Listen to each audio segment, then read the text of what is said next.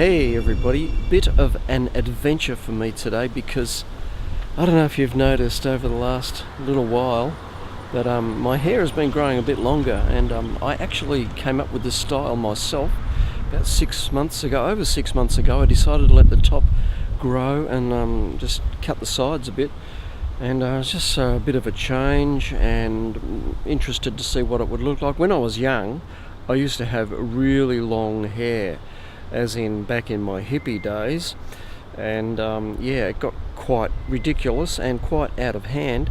But anyway, I've been cutting my own hair for quite a while, and I'm going to go to the hairdresser today. For the first time ever, I'm going to the hairdresser, and I don't know what is going to be the outcome of all this, but they're going to do something with my hair. I'm a bit hesitant, I'm a bit scared, I don't know what's going to happen. Oh dear.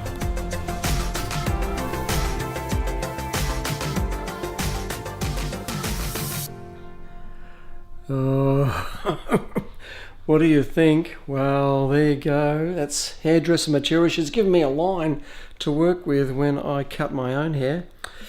Oh dear. First time ever going to a hairdresser, get my hair done. Yeah. Well, my grandchildren are so embarrassed to have their grandpa going to a hairdresser to get a teenage cut, as they call it. Well, for me, it's just something to get things organised so I can maintain it for probably the next year or so before I have to go back again to get the things sorted out. If I decide to go with this, or if I just go back to the old number 2 on the sides and number 4 across the top, don't know what I'll do. But I've had the snip up top. Yes, just as well I've had it up here and not elsewhere. But anyway, oh dear. Let's talk about something else. Yes, there you go. That is my hair. Oh dear. Oh, that's me for the moment. My hairdresser experience. See you again very soon, everybody. Don't know what my hair will look like next time round. We'll see.